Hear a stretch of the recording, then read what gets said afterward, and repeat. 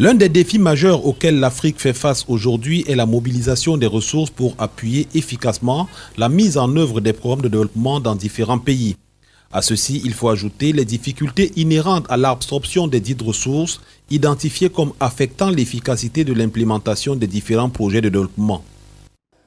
Le problème auquel ils doivent faire face, c'est leur incapacité à accéder à ces ressources. Et quand bien même ces ressources sont disponibles et qu'ils peuvent y avoir accès, ils sont incapables de les utiliser totalement. Et lorsque vous vous adressez aux partenaires au développement, parfois lorsqu'ils octroient des aides financières au pays, après plusieurs années, ces derniers sont toujours incapables de les utiliser pour améliorer les conditions de vie de leur population.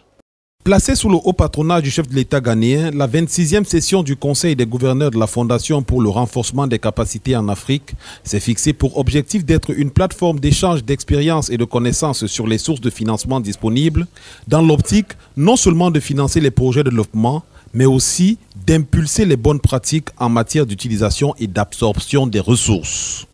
Vous savez, ce n'est pas la volonté qui manque dans les pays africains. Il y a la volonté de faire un certain nombre de choses. Mais il se fait qu'on y va souvent de manière un peu désordonnée.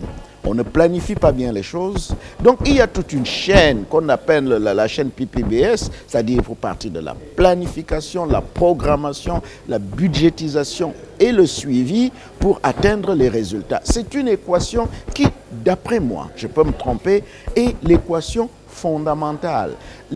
3 panels ont meublé les assises d'Accra. Le premier a clairement identifié les problèmes inhérents à l'utilisation et à l'absorption des ressources.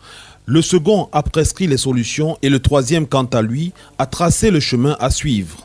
Et à chacune de ces étapes, l'éducation a été présentée comme le socle sur lequel se construit le développement. You start a foundation, if it is weak, what happens? The building will collapse. Vous débutez une fondation sans base solide, qu'est-ce qui va se passer? L'immeuble va s'écrouler. Donc l'éducation de l'école primaire est la fondation. Plusieurs pays ont la possibilité de trouver des solutions de qualité aux problèmes qui se posent et qui continuent au niveau de l'enseignement secondaire et même jusqu'à l'université.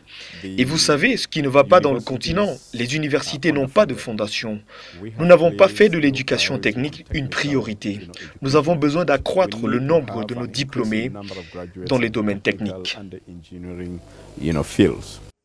Pour finir, s'appuyant sur le rapport 2017 de l'ACBF, il est clairement apparu que le continent doit renforcer ses capacités dans les domaines de la science, de la technologie et de l'innovation pour réaliser des progrès tangibles dans l'optique des objectifs de l'agenda 2063 pour le développement durable.